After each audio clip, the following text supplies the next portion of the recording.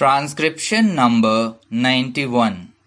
Mr. Vice Chairman, I accept the principle of the separation of the railway finance from the general finance. I also accept the desirability of this arrangement. It is not only a convenient arrangement, but it is based on sound principles and is conducive to the better administration of the railways. I also agree that the contribution of the railways to the general revenues should be in the shape of fixed dividends, but I cannot agree that the dividend should be fixed at 4%, and that is the crux of the whole report. As a matter of fact, the committee was instituted only to go into that matter whether the dividend payable at the present time, that is 4%, was reasonable or not, and whether this arrangement should continue. When I say that I do not agree to the rate of dividend, I wish to submit that enough material has not been placed in our hands to judge whether the dividend which is being fixed is fixed on some sound basis or not. The committee has not examined certain vital matters concerning the administration of the railways, and what I find is that the whole arrangement is very superficial. It appears to me that the railway administration and the finance administration came to an agreement, and the committee did not find it necessary, because of the agreement between the two ministries, to examine and go into the vital matters which affect this issue. It is not clear how this dividend, if fixed at 4%, is going to react on the working of the railways, and particularly on the future development of the railways, and also on the present structure of the fares and freights. This question has not at all been examined, and we do not know what reaction it is likely to have. These are very vital matters, and I think that they need a thorough examination before we can come to correct conclusion in this matter.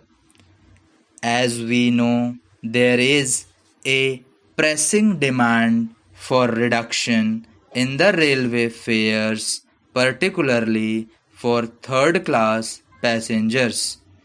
This demand has been made on the floor of this house, and I think there is great justification behind this demand, and more particularly now when we find that the prices of agricultural goods have gone down, we will have to take into consideration the question whether the rural population, who will get much lesser return from their products now, will be able to pay the same fares and freights.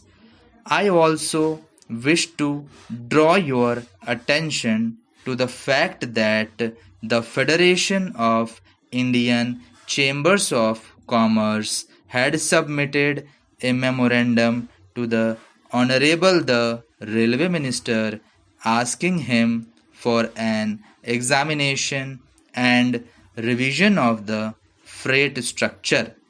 I do not know what the position today is, and unless and until we are enlightened about that, unless and until we know where we stand in relation to freights and fares, we are not in a position to take any decision whether the rate of dividend should be 4% or not.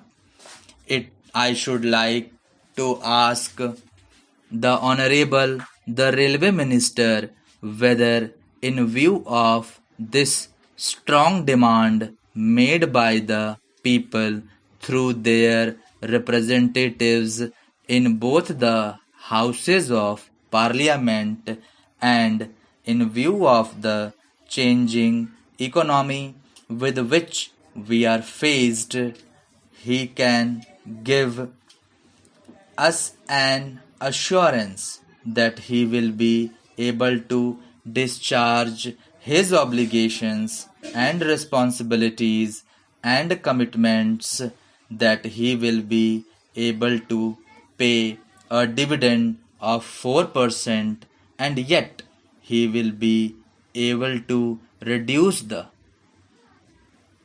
freight and fares rates. That is the basic thing.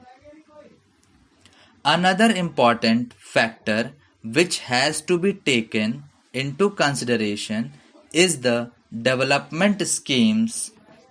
I wish to submit that there is no new approach in this matter.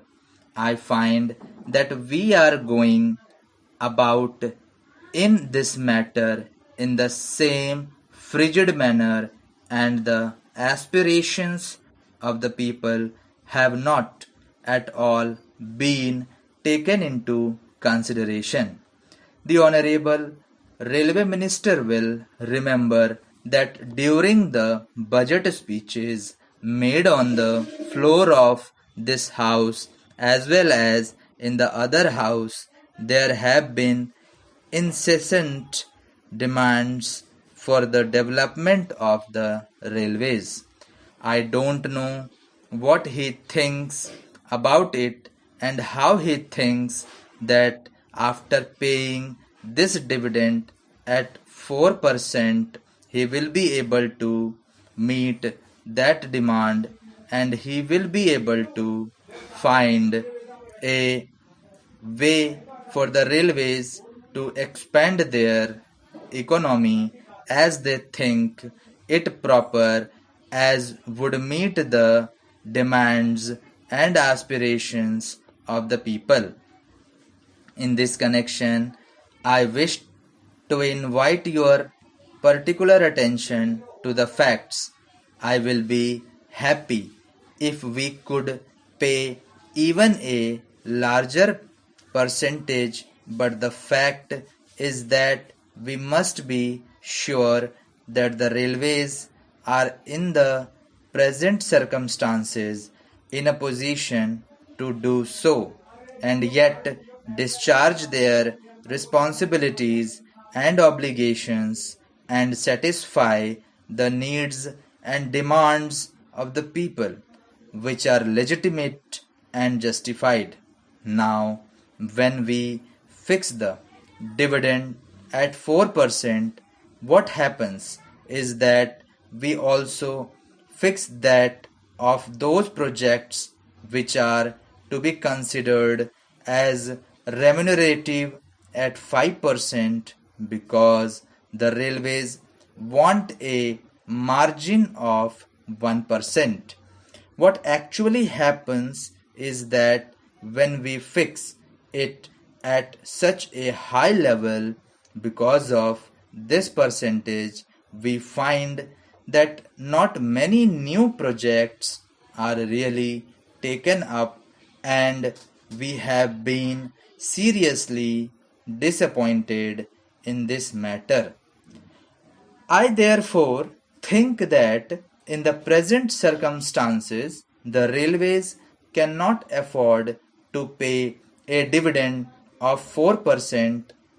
May I ask the railway minister whether it is not a fact that even he has not been able to contribute fully, or even he will fall short by about rupees 60 crores in his contribution towards the plan out of the rupees 400 crores that the railways have to contribute.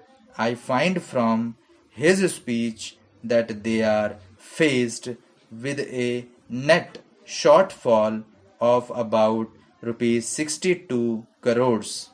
Thank you.